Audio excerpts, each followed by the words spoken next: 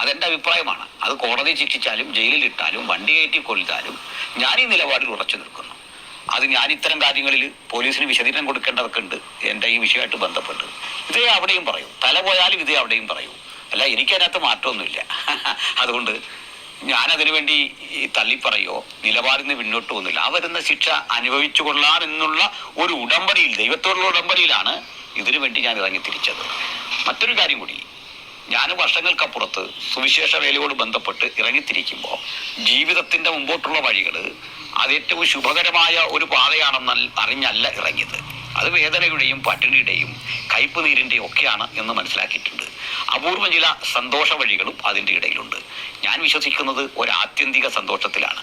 അതുകൊണ്ട് തന്നെ ഇപ്പോഴുണ്ടായ ഈ പ്രശ്നങ്ങളിൽ ഒപ്പം നിന്ന പ്രിയപ്പെട്ടവരോട് നന്ദി അറിയിക്കുന്നതോടൊപ്പം എനിക്ക് ഇങ്ങനെ പിന്തുണ അറിയിച്ച, ഒപ്പം തന്നെ അപൂർവം വിയോജിപ്പ് അറിയിച്ച സുഹൃത്തുക്കളോടും ഹൃദയംഗമായ നന്ദി ഈ ഘട്ടത്തിൽ അറിയിക്കുന്നു. എന്നെ സംബന്ധിച്ചിടത്തോളം നിങ്ങളുടെ പ്രാർത്ഥനയും പിന്തുണയും വലിയതായിരുന്നു. അപ്പോൾ തന്നെ ഏതെങ്കിലും വിധത്തിൽ നിങ്ങൾ എന്നെ ദ്രോഹിച്ചു എന്നൊന്നും ഞാൻ കരുതുന്നില്ല. നിങ്ങളുടെ നിലപാട് പറഞ്ഞു എന്നേ കരുതുന്നുള്ളൂ. അപ്പോൾ ഞാൻ എൻ്റെ ചെറിയ പ്രവർത്തനങ്ങളുമായിട്ട് മുമ്പോട്ട് പോകും. ജിഹാദികൾ അവർ ഏത് കരുത്തോടെ വന്നാലും ഏതായുധത്തോടെ വന്നാലും ഞാനതിനെ ഗൗനിക്കുന്നില്ല. അതിന് കാരണമുണ്ട്. വളരെ ശ്രദ്ധയോടെ കേൾക്കണം. ഇസ്ലാം ലോകത്തിൽ ആയുധത്തെ ഭയക്കുന്ന മതമല്ല.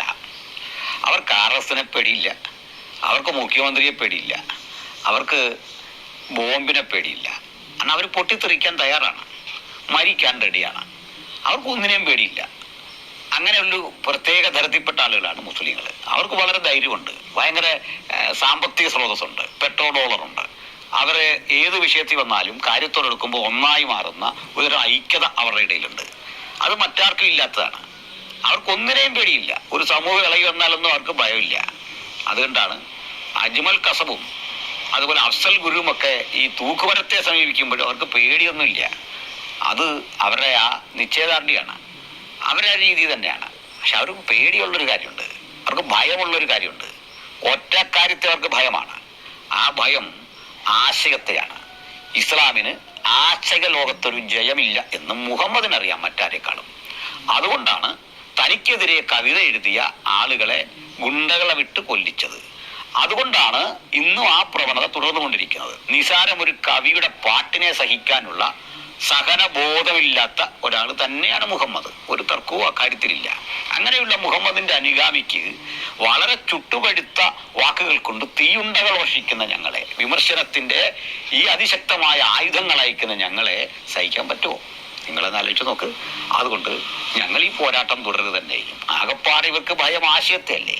ആ ആശയത്തിലെ മേൽക്കോയ്മ കൃത്യമായിട്ട് ക്രിസ്ത്യാനിറ്റിക്കാണ് എന്ന് ഞങ്ങൾ അടുത്ത കാലത്തെ സംവാദങ്ങളിൽ കൃത്യമായി തെളിയിച്ചിട്ടുണ്ട്.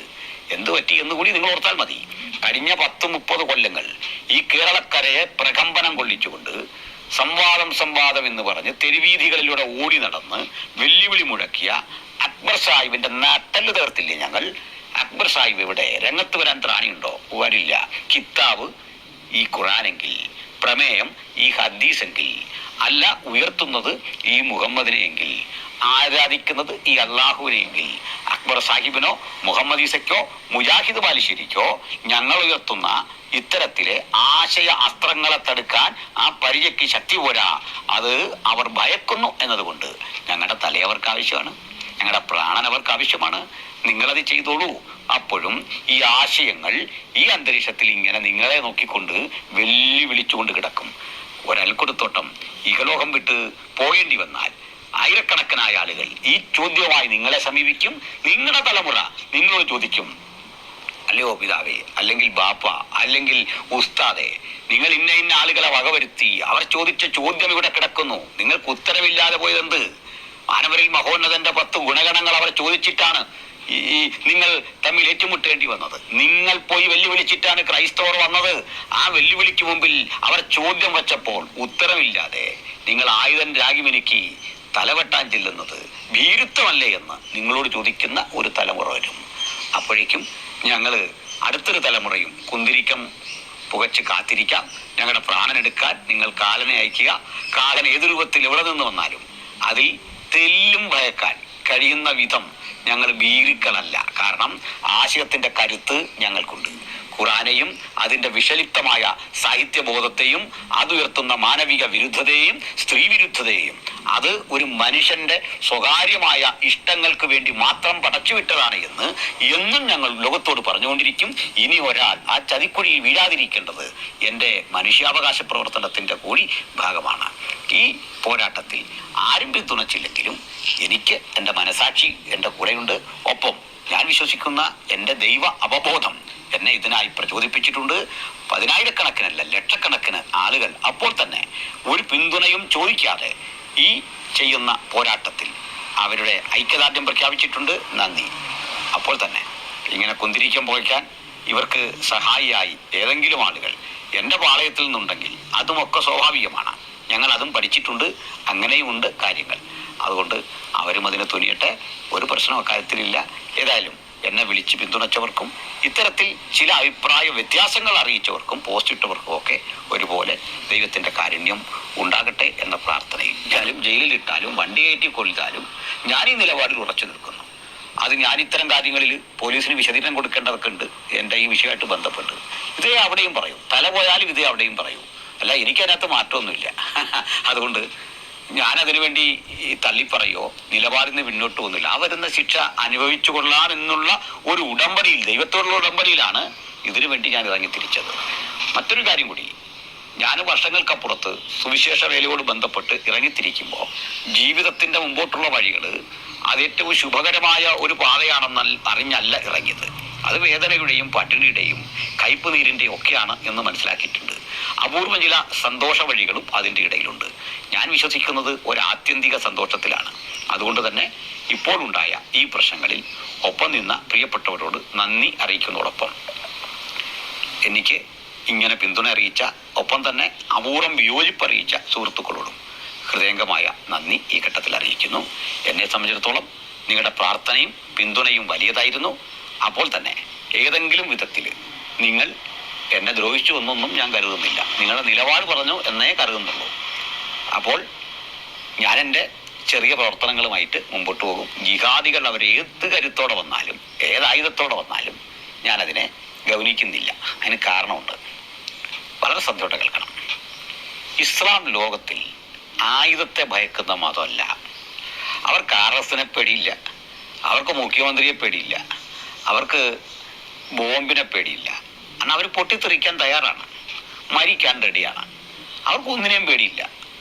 അങ്ങനെയൊരു പ്രത്യേക തരത്തിൽപ്പെട്ട ആളുകളാണ് മുസ്ലിങ്ങൾ. അവർക്ക് വളരെ ധൈര്യമുണ്ട്, ഭയങ്കര സാമ്പത്തിക സ്രോതസ്സുണ്ട്, പെട്രോൾ ഡോളറുണ്ട്. അവർ ഏത് വിഷയത്തിൽ വന്നാലും കാര്യത്തോടെടുക്കുമ്പോൾ ഒന്നായി മാറുന്ന ഒരു ഐക്യത അവരുടെ ഇടയിലുണ്ട്. അത് മറ്റാർക്കും ഇല്ലാത്തതാണ്. അവർക്കൊന്നിനെയും പേടിയില്ല. ഒരു സമൂഹം ഇളകി വന്നാലൊന്നും അവർക്ക് ഭയമില്ല. അതുകൊണ്ടാണ് അജ്മൽ കസബും അതുപോലെ അഫ്സൽ ഗുരുവുമൊക്കെ ഈ തൂക്കുമരത്തെ സമീപിക്കുമ്പോഴും അവർക്ക് പേടിയൊന്നുമില്ല. അത് അവരുടെ ആ നിശ്ചയദാർഢ്യമാണ്, അവരുടെ രീതി തന്നെയാണ്. പക്ഷെ അവർക്ക് പേടിയുള്ളൊരു കാര്യമുണ്ട്, അവർക്ക് ഭയമുള്ളൊരു കാര്യമുണ്ട്. ഒറ്റ കാര്യത്തെ അവർക്ക് ഭയമാണ്. ആ ഭയം ആശയത്തെയാണ്. ഇസ്ലാമിന് ആശയ ലോകത്തൊരു ജയമില്ല എന്ന് മുഹമ്മദിനറിയാം മറ്റാരെക്കാളും. അതുകൊണ്ടാണ് തനിക്കെതിരെ കവിത എഴുതിയ ആളുകളെ ഗുണ്ടകളെ വിട്ട് കൊല്ലിച്ചത്. അതുകൊണ്ടാണ് ഇന്നും ആ പ്രവണത തുടർന്നുകൊണ്ടിരിക്കുന്നത്. നിസാരം ഒരു കവിയുടെ പാട്ടിനെ സഹിക്കാനുള്ള സഹനബോധമില്ലാത്ത ഒരാൾ തന്നെയാണ് മുഹമ്മദ്. ഒരു തർക്കവും അക്കാര്യത്തിലില്ല. അങ്ങനെയുള്ള മുഹമ്മദിന്റെ അനുഗാമിക്ക് വളരെ ചുട്ടുപഴുത്ത വാക്കുകൾ കൊണ്ട് തീയുണ്ടകൾ വർഷിക്കുന്ന ഞങ്ങളെ, വിമർശനത്തിന്റെ ഈ അതിശക്തമായ ആയുധങ്ങൾ അയക്കുന്ന ഞങ്ങളെ സഹിക്കാൻ പറ്റുമോ? നിങ്ങളെന്ന് ആലോചിച്ച് നോക്ക്. അതുകൊണ്ട് ഞങ്ങൾ ഈ പോരാട്ടം തുടരുക തന്നെയും. ആകപ്പാടെ ഇവർക്ക് ഭയം ആശയത്തെ അല്ലേ. ആ ആശയത്തിലെ മേൽക്കോയ്മ കൃത്യമായിട്ട് ക്രിസ്ത്യാനിറ്റിക്കാണ് എന്ന് ഞങ്ങൾ അടുത്ത കാലത്തെ സംവാദങ്ങളിൽ കൃത്യമായി തെളിയിച്ചിട്ടുണ്ട്. എന്തു പറ്റി എന്നുകൂടി നിങ്ങൾ ഓർത്താൽ മതി. കഴിഞ്ഞ 10-30 കൊല്ലങ്ങൾ ഈ കേരളക്കരയെ പ്രകമ്പനം കൊള്ളിച്ചുകൊണ്ട് സംവാദം എന്ന് പറഞ്ഞ് തെരുവീഥികളിലൂടെ ഓടി നടന്ന് വെല്ലുവിളി മുഴക്കിയ അക്ബർ സാഹിബിന്റെ നട്ടല് തീർത്തില്ലേ ഞങ്ങൾ. അക്ബർ സാഹിബ് ഇവിടെ രംഗത്ത് വരാൻ ത്രാണിയുണ്ടോ? വരില്ല. കിതാബ് ഈ ഖുറാനെങ്കിൽ, പ്രമേയം ഈ ഹദീസെങ്കിൽ, അല്ല ഉയർത്തുന്നത് ഈ മുഹമ്മദിനെ എങ്കിൽ, ആരാധിക്കുന്നത് ഈ അള്ളാഹുവിനെങ്കിൽ, അക്ബർ സാഹിബിനോ മുഹമ്മദ് ഈസയ്ക്കോ മുജാഹിദ് ബാലുശ്ശേരിക്കോ ഞങ്ങൾ ഉയർത്തുന്ന ഇത്തരത്തിലെ ആശയ അസ്ത്രങ്ങളെ തടുക്കാൻ ആ പരിചയ്ക്ക് ശക്തി പോരാ. അത് അവർ ഭയക്കുന്നു എന്നതുകൊണ്ട് ഞങ്ങളുടെ തലയവർക്ക് ആവശ്യമാണ്. ഞങ്ങളുടെ പ്രാണൻ അവർക്ക് ആവശ്യമാണ്. നിങ്ങളത് ചെയ്തോളൂ. അപ്പോഴും